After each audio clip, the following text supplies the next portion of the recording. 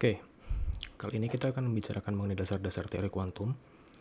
Dalam konteks kimia, teori kuantum itu nantinya diperlukan ketika kita akan membicarakan secara mendetail mengenai struktur atom, kemudian nantinya juga bisa kita gunakan ketika kita membicarakan mengenai interaksi antar atom, misalkan melalui ikatan dan sejenisnya.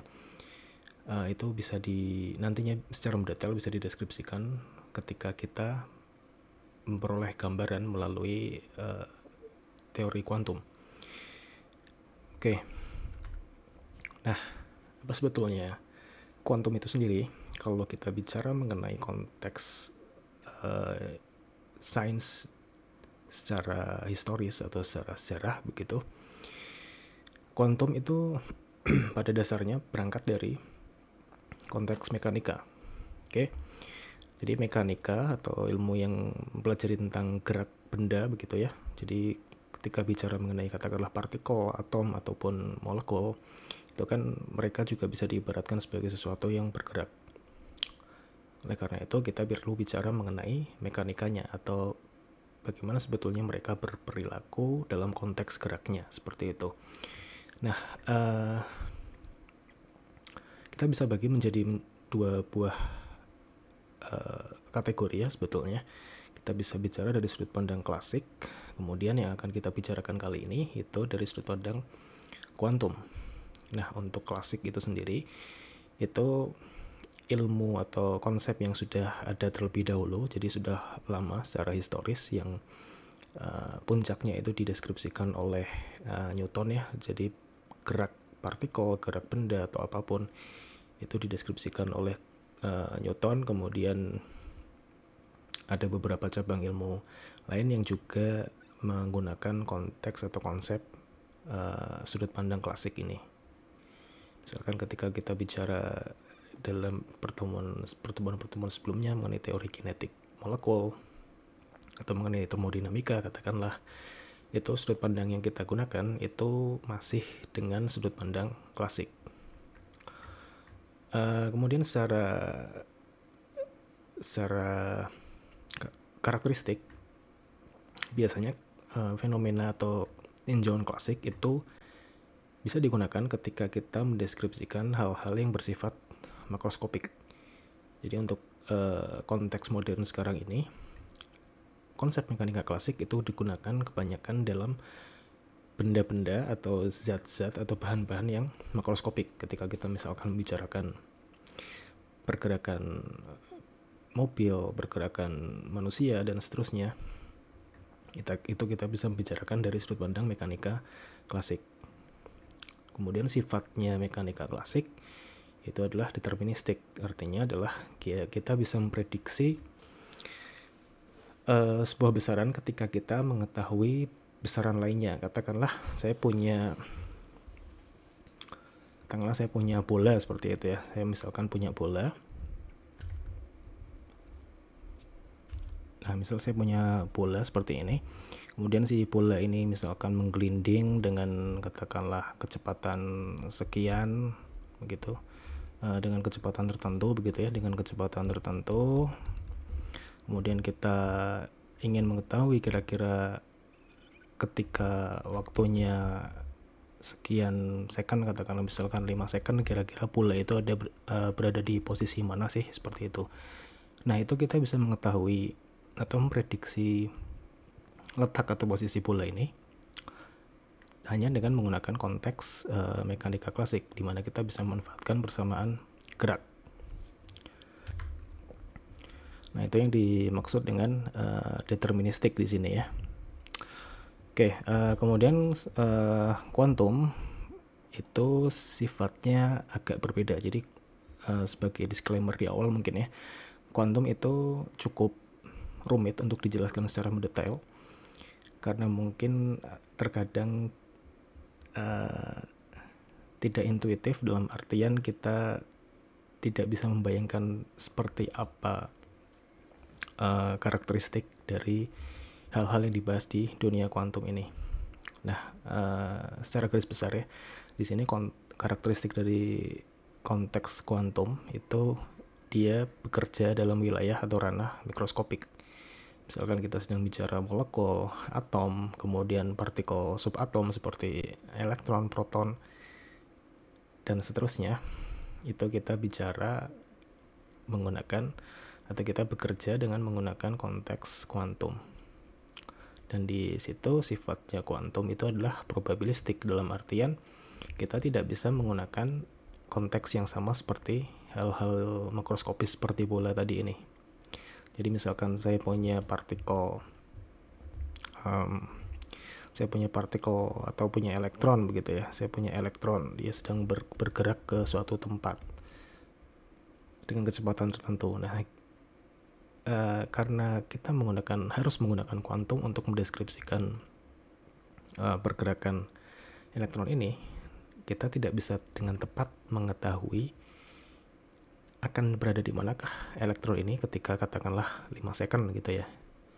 Tapi kita bisa mengetahui secara probabilistik kira-kira akan berada di mana sih elektron itu. Jadi kita tidak bisa mengetahui secara pasti, tapi kita bisa mengetahui secara probabilistik atau perkiraan seperti itu. Kalau tadi klasik kita bisa mengetahui secara pasti, kalau dia sifatnya deterministik. Oke. Nah, sejarah perkembangan ilmu kuantum atau teori kuantum atau kadang disebut juga mekanika kuantum seperti itu cukup panjang dan puncaknya itu ada di awal abad ke-20 ya. Jadi di tahun 1900 ke sekarang begitu ya. Itu konsep kuantum itu baru mulai berkembang secara pesat. Sebelum itu ya teori atau konteks yang sering digunakan ketika mendeskripsikan hal-hal atau fenomena-fenomena kimia maupun fisika itu ya bekerja dengan menggunakan konteks klasik seperti itu. Nah, ini ada banyak saintis atau ilmuwan yang berkecimpung atau berperan dalam perkembangan kuantum itu sendiri. Misalkan berasal dari radiasi benda hitam oleh Max Planck, kemudian ada efek fotolistrik oleh Albert Einstein, kemudian ada penemuan inti nukleus oleh Rutherford, kemudian nantinya akan berkembang menjadi model struktur atom yang dikembangkan oleh Niels Bohr, yang mungkin ada pernah mendengar atom Bohr seperti itu. Kemudian ada Pauli yang mengenalkan konsep spin, kemudian ada konsep dualitas gelombang partikel oleh Louis de Broglie, kemudian dikembangkan kembali quantum mechanics oleh Erwin Schrödinger. Ada prinsip ketidakpastian oleh Heisenberg, kemudian ada Paul Dirac mengenai mekanika kuantum relativistik, dan seterusnya. Itu perkembangannya sangat banyak. Dan ini kalau misalkan kita bahas secara mendetail, itu akan menjadi satu buah kuliah tersendiri.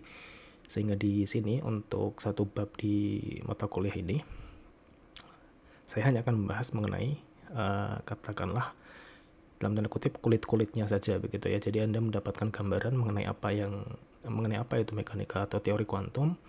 Kemudian nanti kita bisa mencuplik beberapa hal dari konteks teori kuantum ini untuk dimanfaatkan ke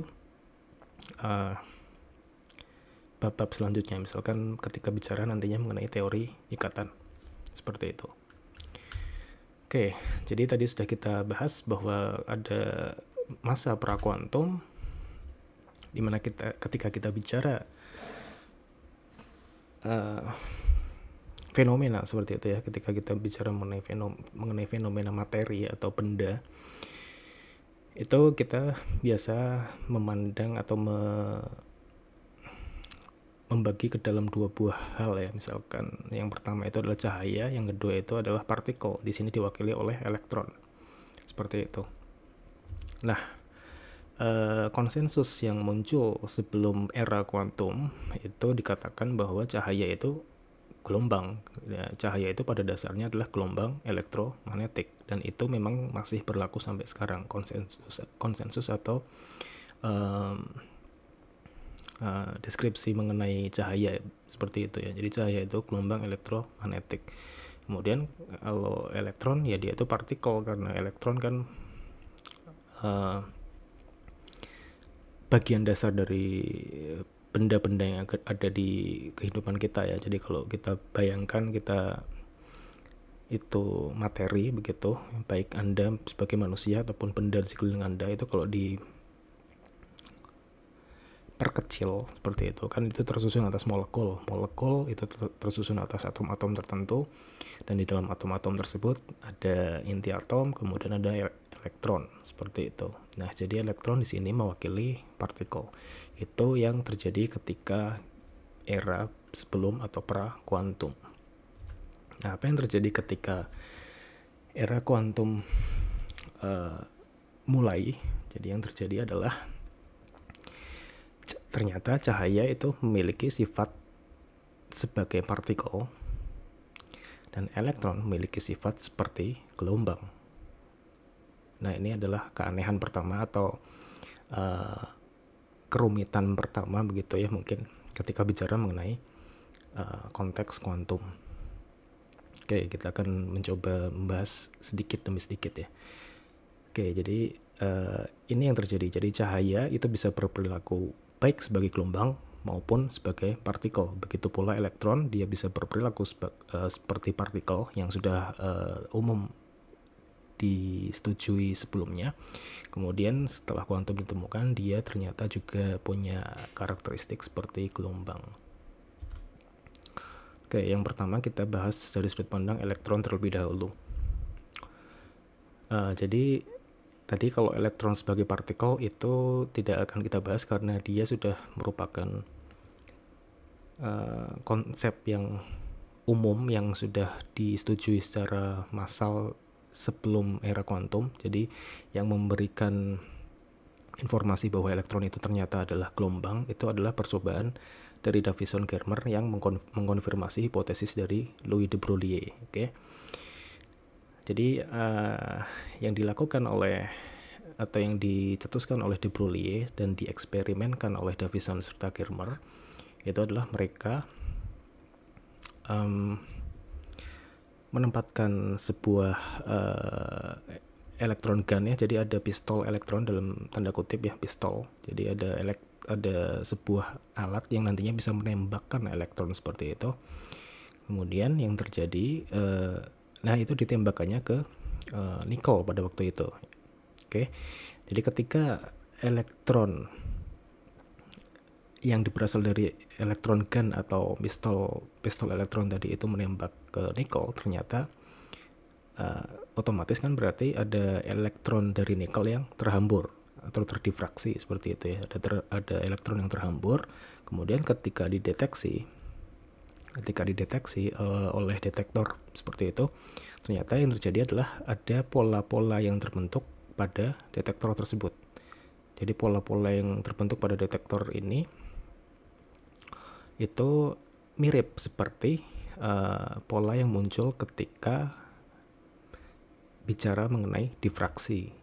Oke, jadi difraksi itu sebetulnya sebelum eksperimen ini dilakukan ya. Jadi difraksi itu merupakan sebuah fenomena yang hanya bisa terjadi atau hanya bisa ditemukan ketika gelombang yang dilewatkan. Jadi misalkan cahaya dilewatkan atau misalkan gelombang air, misal seperti gambar ini dilewatkan ke katakanlah 2 buah celah atau 1 buah celah seperti itu. Nah, itu kan ada pola-pola yang terbentuk seperti itu. Itu merupakan efek atau pola difraksi yang terbentuk. Itu kalau gelombang memang sudah sewajarnya terjadi. Tetapi hal ini ternyata muncul juga ketika elektron ditembakkan atau elektron ditembakkan kemudian menumbuk elektron dari nikel yang nantinya terhambur ke detektor ya. Jadi ternyata ditemukan bahwa ada pola difraksi pada elektron yang terhambur tadi. Nah, inilah yang nantinya akan mengkonfirmasi bahwa ternyata karakteristik elektron itu juga selain sebagai partikel, dia juga sebagai gelombang. Seperti itu. Oke, itu yang pertama tentang elektron sebagai gelombang. Kemudian yang berikutnya itu adalah cahaya sebagai partikel. Kalau cahaya sebagai gelombang itu hal yang sudah umum bahkan sebelum era kuantum ya. Jadi sebelumnya cahaya memang hanya dianggap sebagai gelombang saja. Tapi setelah kuantum, cahaya ternyata punya karakteristik sebagai partikel. Bagaimana hal itu bisa disimpulkan? Itu berasal dari adanya efek fotolistrik. Mungkin kalau Anda pernah ingat ya, efek fotolistrik itu adalah ketika saya punya logam natrium di sini atau sodium ya, itu ditembakkan oleh cahaya. Jadi cahaya itu kan pada dasarnya tersusun atas foton ya. Mungkin itu nantinya kita tahu bahwa nantinya itu ternyata cahaya tersusun atas foton. Nah, ketika ditambahkan oleh cahaya, ternyata ada elektron yang terlempar dari sodium ini atau dari natrium ini. Jadi ada elektron yang terlempar atau terkeluarkan atau keluar dari sodium atau natrium. Padahal kan dia cahaya atau gelombang ya. Seharusnya itu tidak terjadi.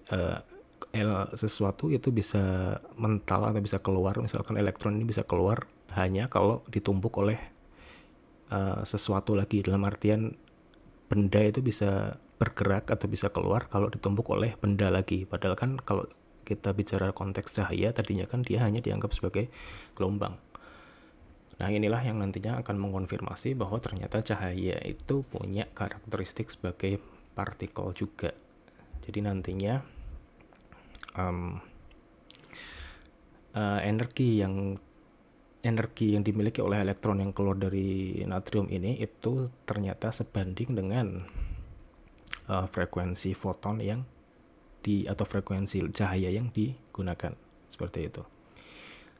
Nantinya ini juga mengkonfirmasi bahwa cahaya itu pada dasarnya ya selain gelombang elektromagnetik, dia itu dibawa atau disusun atas partikel elektromagnetik yang nantinya akan kita sebut sebagai foton ini. Jadi foton itu adalah partikel dan gelombang. Jadi dia punya dua buah karakteristik itu. Oke. Nah, itu adalah dua buah percobaan terpenting yang mendeskripsikan dua buah konteks tadi ya. Jadi ada elektron sebagai gelombang, ada cahaya sebagai partikel. Yang mana kombinasi antar keduanya itu disebut biasa sebagai dualitas gelombang partikel. Seperti itu. Oke, kemudian kita akan bicara mengenai kuantisasi energi. Jadi tadi kalau kita bicarakan mengenai foton ya, misalkan cahaya, dimana cahaya itu adalah gelombang elektromagnetik yang dimana partikel pembawanya, dalam tanda kutip ya, partikel pembawanya itu adalah foton. Begitu, ternyata atom-atom tertentu di sini, misalkan saya punya beberapa jenis gas seperti itu, ternyata dia memiliki emisi tertentu, punya spektrum emisi tertentu seperti itu. Jadi apa maksudnya? Maksudnya adalah ketika, atau saya bicara dulu dari sudut pandang eksperimen ini. Jadi ada, misalkan saya punya gas berisi, saya punya tabung berisi gas tertentu, ada hidrogen, helium, lithium, oksigen dan lain-lain. Nah kemudian si gasnya ini diberi energi seperti itu ya, sehingga dia bisa memancarkan melewati celah tertentu, melewati slits atau celah ini, kemudian diteruskan oleh prisma. Ternyata yang terjadi adalah terdapat pola-pola tertentu atau pola-pola yang spesifik untuk atom-atom yang spesifik. Jadi hidrogen itu punya pola tertentu, helium punya pola tertentu, lithium punya pola tertentu, dan seterusnya. Nah, pola-pola tertentu ini itu yang nantinya diprediksi atau diasumsikan bahwa ternyata masing-masing atom gas ini itu punya energi yang tertentu juga, seperti itu. Jadi punya tingkat-tingkat energi yang tertentu. Nah, spektrum emisi atau spektrum dari masing-masing atom ini itu ternyata nantinya akan diketahui bahwa terjadi akibat adanya elektron yang bertransisi atau berpindah tingkat energi. Seperti itu. Kita akan bicara mengenai tingkat energi sebentar lagi.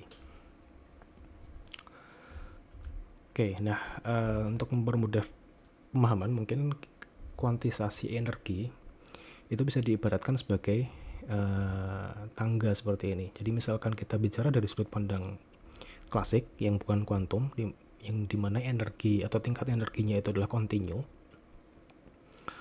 maka energi itu partikel atau benda itu bisa punya energi berapapun.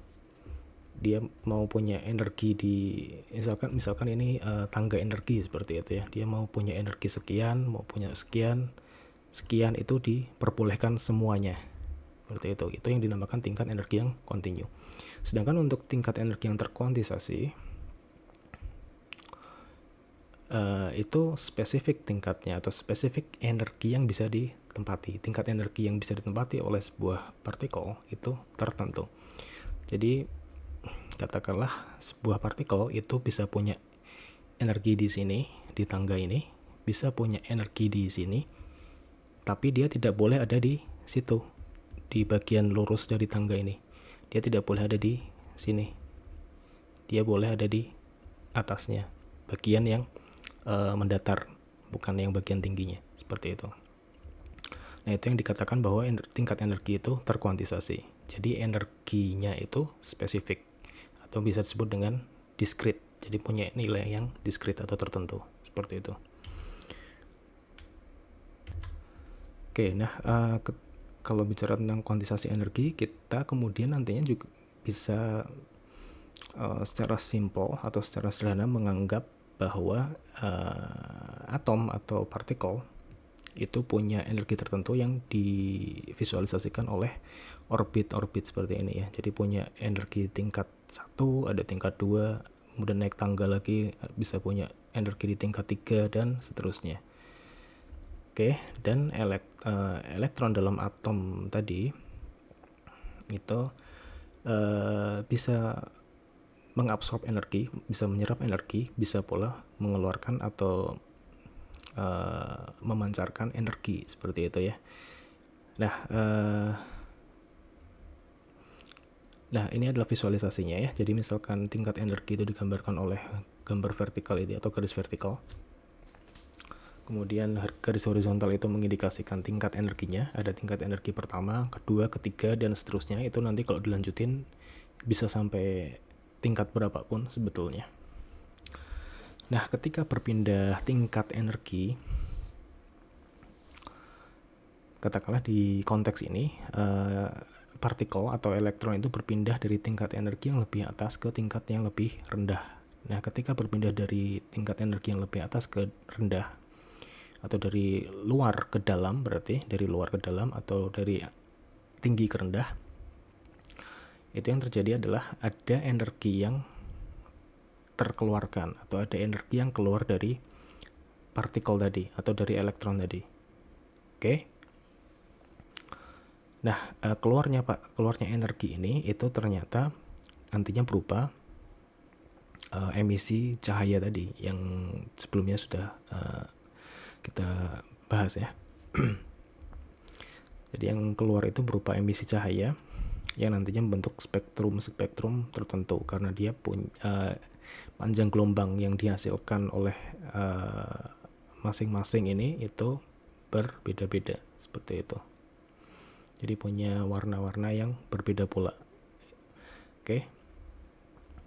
Nah, di sini dideskripsikan bahwa transisi partikel dari tingkat energi A ke B, katakanlah baik ke atas ke bawah, baik ke atas menuju bawah ataupun bawah menuju atas, ya itu sama. Itu dideskripsikan oleh delta E, jadi perubahan energi. Di mana perubahan energi di sini itu dideskripsikan oleh H kali nu. Oke, ini bacanya bukan V tapi nu ya. Ini adalah huruf Yunani yang biasa dideskripsikan untuk yang biasa diberikan untuk mendeskripsikan frekuensi foton. Oke. Atau sebetulnya pakai HF juga tidak masalah ya. Jadi HE sama dengan HF itu pun nggak masalah. Tapi seringkali di literatur memang menggunakan penyebutan nu ini.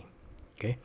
Jadi nu atau frekuensi foton itu satuannya hertz atau second pangkat minus 1. Oke. Nah, mungkin Anda pernah ingat juga bahwa energi itu juga bisa dideskripsikan dalam sudut pandang panjang gelombangnya ya. Jadi baik Hnu itu bisa dideskripsikan juga dalam bentuk Hc per lambda, di mana C-nya itu adalah kecepatan foton atau kecepatan cahaya, biasa kita mengenalnya, atau kecepatan gelombang elektromagnetik, itu sama saja. Jadi gelombang elektromagnetik, cahaya, foton itu adalah sesuatu yang sama. Oke. Nah, C-nya itu adalah konstan, nilainya 3 kali 10 pangkat 8 meter per second. Oke. Kemudian H itu disebut dengan konstanta Planck. Nilainya sekian, 6,626 kali 10 pangkat minus 34 joule per second. Oke. Kemudian lambda itu adalah panjang gelombang yang dikeluarkan oleh si fotonnya. Oke, jadi tergantung jenis gelombang apa yang dipancarkan, maka panjang gelombangnya pun akan berbeda. Katakanlah saya punya spektrum merah dengan spektrum biru, itu nantinya akan punya panjang gelombang yang berbeda. Nah, itu dideskripsikan oleh satuan meter. Seperti itu. Oke. Nah, itu tadi tentang kuantisasi energi. Kemudian berikutnya kita akan sedikit mendiskusikan tentang beberapa hal atau konsep yang cukup mendasar ketika bicara mengenai teori kuantum. Jadi tadi dibicarakan bahwa kuantum itu mengenai probabilitas ya, bukan determinitas. Bukan kepastian tapi kemungkinan, seperti itu kalau kuantum ya. Nah, di sini kita akan bicara mengenai prinsip ketidakpastian Heisenberg. Persamaannya standar seperti ini, delta X kali delta P lebih besar sama dengan H per 4Pi. Ini mungkin ada variasi lain, tapi untuk sekarang saya cukupkan dengan persamaan ini ya. Delta X kali delta P lebih besar sama dengan H per 4Pi. Atau ini kalau kita hitung, H itu tadi konstan atau konstanta, Pi itu kan berarti 3,14, jadi konstanta per konstanta ya nilainya konstanta juga. Itu sebesar 0,5275 kali 10 pangkat minus 34. Nah, apa sebetulnya delta X dan delta P? Oke, sebelumnya inilah satuannya ya. Jadi kalau delta X di sini maksudnya adalah posisi atau ketidakpastian posisi, seperti itu, dalam satuan meter. Kemudian delta P itu adalah ketidakpastian momentum dalam satuan kilogram meter per second, dan H per 4Pi, Pi itu tidak punya satuan, maka tinggal menyisakan satuan konstanta Planck itu sendiri, yaitu joule per second atau kilogram meter kuadrat per second, itu sama ya. Seperti itu. Nah, momentum itu sendiri itu biasa dideskripsikan oleh massa kali kecepatan partikel, jadi M kali V seperti itu, sehingga kalau misalkan delta P itu ya massa kali delta V, karena ketika bicara mengenai partikel itu pasti punya massa yang tetap. Misalkan kita sedang bicara mengenai elektron, ya massa elektron itu tidak akan berubah, dia nilainya konstan. Yang kemungkinan bisa bervariasi itu adalah kecepatannya, makanya ada delta V di situ.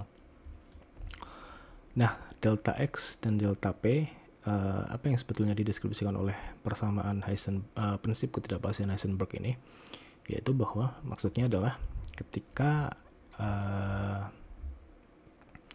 saya punya nilai delta X yang kecil, artinya saya bisa mengetahui posisi katakanlah partikel, otomatis saya tidak bisa mengetahui posisi momentum atau tidak bisa mengetahui nilai momentumnya. Sebaliknya, kalau saya mengetahui nilai momentumnya, maka saya semakin tidak mengetahui nilai posisinya atau di mana letak si partikel itu berada. Oke, karena ini kan kali ya, berarti kan delta X itu kebalikannya delta P. Jadi kalau misalkan delta X-nya makin tinggi, otomatis delta P-nya makin turun untuk menjaga nilai H per 4pi ini. Oke. Sebaliknya, kalau misalkan delta X-nya lebih rendah, maka delta P-nya lebih tinggi. Seperti itu. Nah, apa sebetulnya yang dideskripsikan oleh delta ini? Sebetulnya dia mendeskripsikan kemungkinan atau probabilitas lagi-lagi ya. Jadi di sini yang dideskripsikan itu adalah probabilitas. Oke, mungkin kita bisa pandang dulu satu buah contoh konteks soal. Jadi ini hanya sebagai konteks ya. Jadi mungkin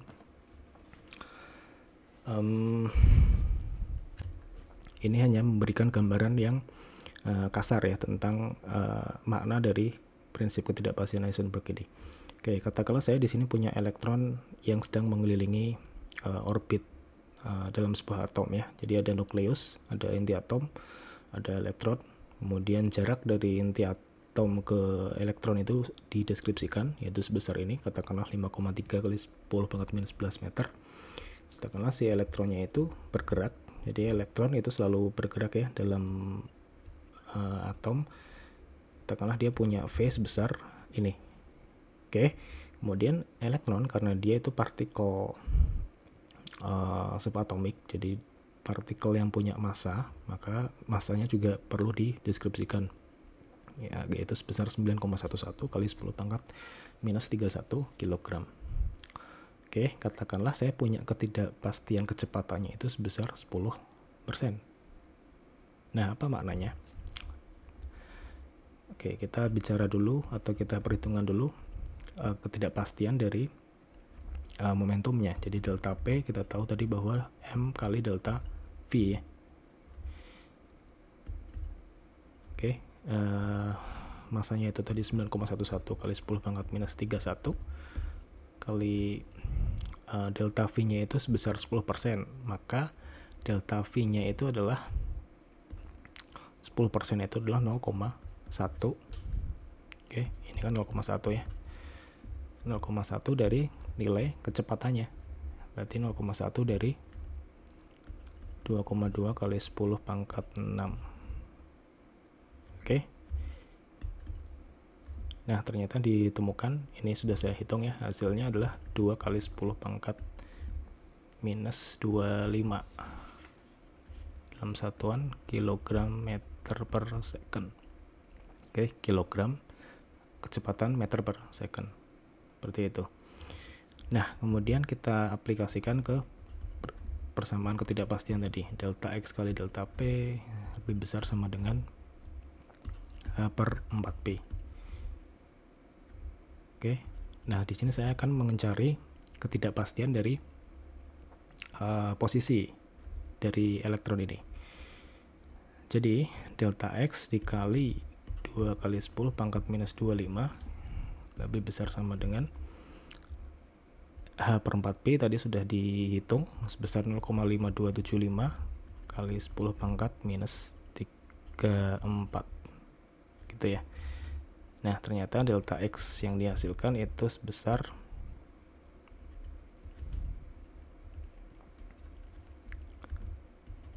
lebih besar sama dengan 0,5275 kali 10 pangkat minus 34 dibagi 2 kali 10 pangkat minus 25 itu sama dengan 0,264 kali 10 pangkat minus 9. Oke. Jadi delta X nya itu akan lebih besar atau sama dengan 26,4. Ini saya samakan dengan orde dari jari-jari ya untuk memudahkan pemahaman.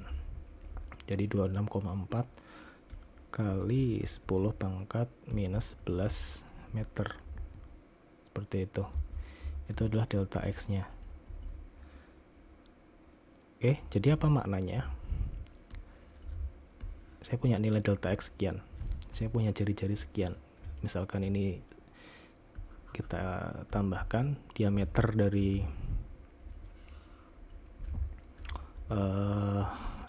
dari jalur elektron ini atau orbit elektron ini itu adalah sebesar 2 kali 5,3, yaitu sebesar 10,6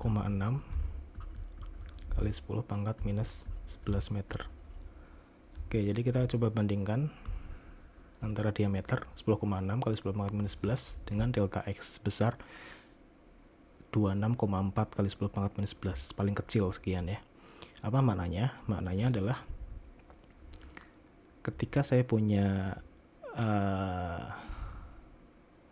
informasi mengenai momentumnya atau ketidakpastian momentum yang sekian ini, ternyata delta X-nya semakin besar ya, semakin besar dibandingkan dengan diameternya. Maksudnya adalah dengan diameter sekian itu ternyata ketidakpastiannya bisa semakin besar. Jadi elektron ini bisa berada dalam rentang ya ini anggap saja lingkaran ya. Nah, jadi elektron ini bisa berada dalam rentang ini, jadi dalam rentang 26,4 ini. 26,4 itu misalkan sampai sini gitu ya, sampai sini 26,4. Ini misalkan 26,4 kali 10 pangkat min 11. Nah, kemungkinan keberadaan elektron itu ternyata bisa di manapun dalam radius 26,4 kali 10 pangkat min 11 ini. Gitu. Jadi intinya adalah ya ini berarti semakin kecil kita bisa menemukan secara pasti keberadaan si elektron tadi. Kalau misalkan saya punya jari-jari sekian, ternyata letak si elektron atau posisi si elektron itu bukan berada pada posisi sekian, tapi kemungkinan berada pada 26 berada pada rentang radius 26,4 kali 10 pangkat min 11 ini. Jadi elektron bisa berada dimanapun, bisa di sini, bisa di sana, bisa di situ, seperti itu. Itu yang kita asumsikan bahwa ya posisi elektron itu tidak pasti. Oke, jadi semakin besar delta X-nya, semakin besar ketidakpastian. Jadi semakin kita tidak tahu posisi elektron itu ada di mana. Seperti itu. Oke, itu tentang ketidakpastian Heisenberg. Mungkin Anda perlu merenung sedikit ya untuk memahami konsep ini, karena memang sekali lagi kuantum atau mekanika kuantum atau teori kuantum itu bukan sesuatu yang simple untuk dipahami. Oke, bahkan ilmuwan yang mendasari teori kuantum pun kebingungan dalam awal pencarian mereka. Oke, kemudian sekarang katakanlah saya punya konteks kedua. Saya punya bola. Bola itu adalah benda makroskopik, oke. Masanya 2 kg. Kemudian ketidakpastian kecepatannya katakanlah 0,15 meter per second, ya. Ini nilai yang wajar ya, 0,15 meter per second. Jadi dia bisa bergerak dengan kecepatan ini, itu wajar karena dia benda makroskopik. Kalau elektron itu kecepatannya memang tinggi karena dia itu benda mikroskopik. Oke, nah ini hanya untuk membandingkan konteks ya. Jadi misalkan saya di sini punya benda mikroskopik, bola ini.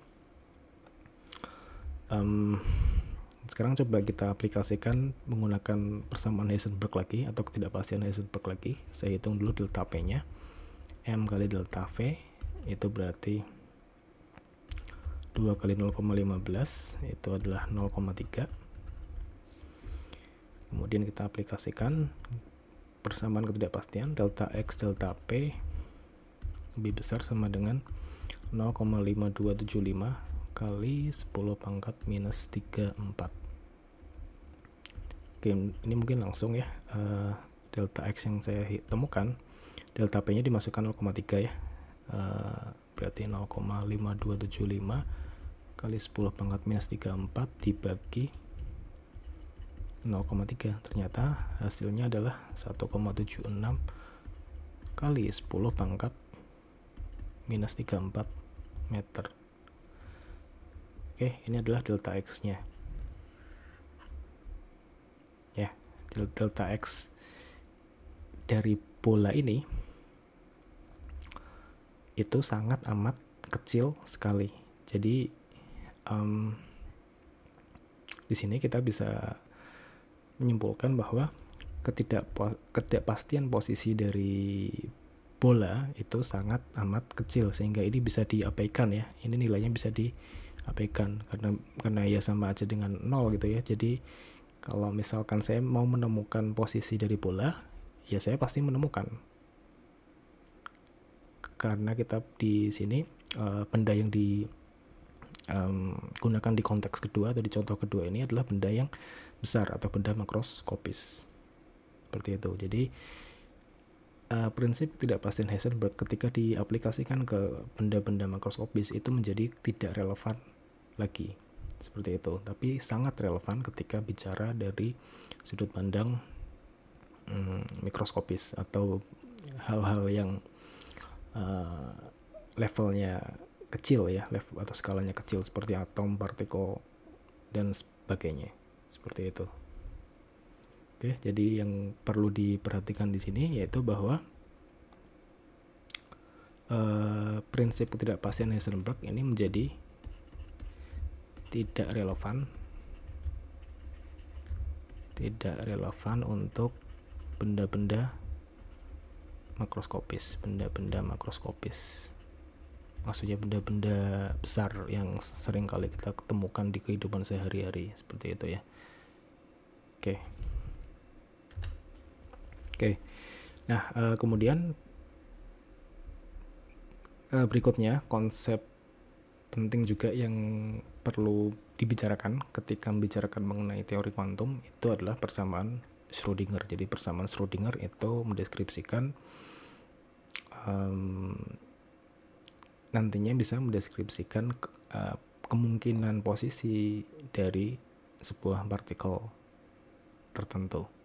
Oke, jadi mungkin disclaimer lagi, ini persamaan yang cukup kompleks dan saya tidak akan membahas mengenai cara menghitung secara mendetail dari persamaan ini. Untuk sekarang saya hanya ingin memperkenalkan saja ya. Saya hanya ingin memperkenalkan mengenai persamaan Schrödinger sebagai bagian dari konsep teori kuantum atau mekanika kuantum. Oke. Nah, ini adalah persamaannya. Persamaannya itu enggak simply ya, maksudnya ini seperti ini bentuknya, E kali Cx, ini C bacanya ya, psi PSI begitu, psi x sama dengan minus H coret kuadrat per 2M, kemudian turunan psi sebagai fungsi x tambah V kali psi x. Ini x di sini maksudnya adalah satu dimensi pada sumbu X begitu ya, simpelnya seperti itu, satu dimensi pada sumbu X. Nah, kemudian E-nya itu sendiri adalah energi ya, jadi E itu adalah energi atau total energi karena dia E saja seperti itu. Kemudian psi di sini itu kita sebut sebagai fungsi gelombang. Oke. Fungsi gelombang. Tadi di depan kita sudah bahas bahwa elektron itu ternyata berperilaku juga sebagai gelombang. Nah, inilah yang nantinya akan dideskripsikan oleh persamaan Schrödinger. Jadi fungsi gelombang dari elektron. Di sini kita bahas elektron, maka yang dideskripsikan oleh psi itu adalah fungsi gelombang dari elektron. Kemudian H coret itu adalah konstanta Planck reduksi, jadi simply H coret itu sama dengan H per 2pi gitu. Oke, jadi ini sebetulnya konstanta juga ya. Kemudian sisanya itu sama, ini turunan kedua seperti itu. Kemudian V itu adalah energi potensialnya. Nah, pada dasarnya bentuk ini itu mirip ketika kita bicara konsep energi secara umum ya. Jadi katakanlah saya punya benda dan saya ingin mengetahui energinya di situ, maka energi total biasanya itu kan dideskripsikan oleh energi kinetik ditambah energi potensialnya begitu ya. Potensial. Nah, bagian ini itu adalah energi potensialnya. Kemudian bagian ini itu adalah energi kinetiknya. Kemudian nanti kita bisa mengetahui energi total atau tingkat energi, atau berapa sih energi yang dimiliki oleh sebuah partikel elektron. Seperti itu dari sebuah persamaan ini. Oke, jadi nantinya yang perlu dilakukan untuk menyelesaikan persamaan ini, nanti kita perlu mengetahui berapa sih seperti apa sih fungsi gelombangnya, kemudian seperti apa pula ekspresi dari energinya. Nah, ini saya tidak akan menjelaskan penurunannya karena panjang dan kompleks ya. Di sini saya akan langsung menuliskan solusi persamaannya. Jadi solusi yang didapatkan untuk persamaan Schrödinger itu nantinya akan berbentuk seperti ini. Kita akan peroleh bentuk fungsi gelombangnya. Jadi fungsi gelombangnya itu ada dua buah bentuk, ada akar 2 per L cos dan akar 2 per L sin. Masing-masing untuk N ganjil dan N genap. Oke, jadi N itu nantinya adalah tingkat energinya. Oke. Kemudian untuk ekspresi energinya sendiri atau bentuk energinya sendiri itu adalah H coret kuadrat N kuadrat Pi kuadrat per 2M kali L kuadrat. H coret tadi sudah, N itu adalah tingkat energi 1, 2, 3, 4, 5 dan seterusnya. Pi itu ya standar 3,14. M itu adalah massa. Oke, ini massa elektron ya. Kemudian apa itu L? L itu adalah kita sebut sebagai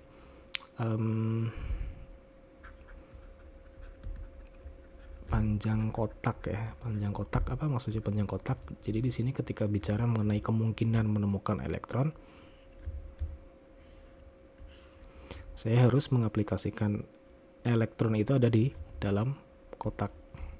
Oke, jadi ini adalah L-nya.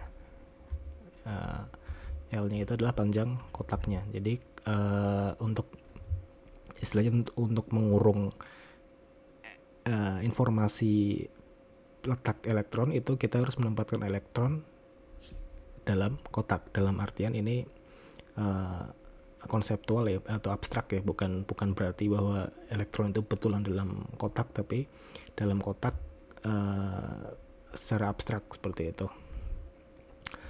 Karena kalau misalkan tidak di kotak atau misalkan si elektronnya ada di luar kotak, ya udah kita tidak bisa memperoleh informasi apapun dari si elektron ini. Tapi kalau elektronnya diletakkan dalam kotak, kita masih bisa memperoleh beberapa informasi mengenai elektron ini. Seperti itu. Jadi informasi apakah yang nantinya diperoleh ketika kita sudah punya solusi persamaan Schrödinger? Yang diperoleh adalah fungsi gelombang elektron yang nantinya digambarkan oleh kurva seperti ini. Jadi ada kurva sin dan cos tadi ya. Itu nantinya kalau digambarkan dalam bentuk itu akan bentuk kurva sinusoidal ya. Seperti itu untuk fungsi gelombangnya. Jadi ada tingkat energi pertama, ada tingkat energi kedua, ada tingkat energi ketiga dan seterusnya. Ini kalau ditambahkan ke atas itu masih bisa seperti itu. Itu adalah fungsi gelombang dari elektronnya, dideskripsikan oleh psi x begitu. Oke. Nah, dari tadi kita membicarakan elektron itu sifatnya probabilistik. Jadi dalam kemungkinan. Nah, inilah yang kita bicarakan sebagai probabilitas. Jadi ketika dikuadratkan si psi-nya itu, jadi psi x kuadrat itu adalah normalisasinya, nanti akan diperoleh kurva seperti ini. Jadi kalau dikuadratkan kan berarti yang tadi minus jadi ke atas ya, yaitu simbolnya seperti itu. Jadi semuanya nanti positif atau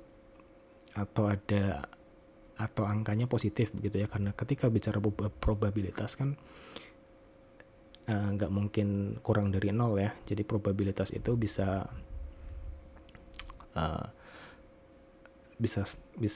pecahan, bisa angka bulat tapi positif intinya.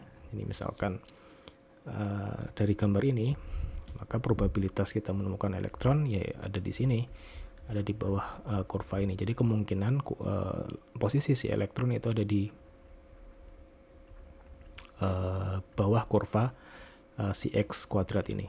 Kalau misalkan di tingkat energi kedua, ya berarti ada di sini atau di situ. Bisa nggak kalau di tingkat energi kedua elektron ada di sini? Nggak bisa, gitu ya. Atau bisa nggak kalau di tingkat energi ketiga katakanlah elektron ada di bawah seperti itu? Nggak bisa juga, karena sudah fix ketika saya punya grafik probabilitas, ya elektron kemungkinan hanya ada di bawah kurva ini. Jadi elektron katakanlah itu bisa ada, boleh ada di situ, boleh ada di sini, boleh ada di sini, boleh ada di situ, boleh ada di sini, dan seterusnya. Jadi kemungkinan elektron atau kemungkinan posisi elektron itu ya ada di atau mengikuti pola dari kurva Cx kuadrat ini. Seperti itu. Oke. Nah, itu mengenai persamaan Schrödinger sebagai solusi ya, sebagai solusi probabilitas keberadaan atau sebagai persamaan yang nantinya mendeskripsikan probabilitas keberadaan elektron. Seperti itu.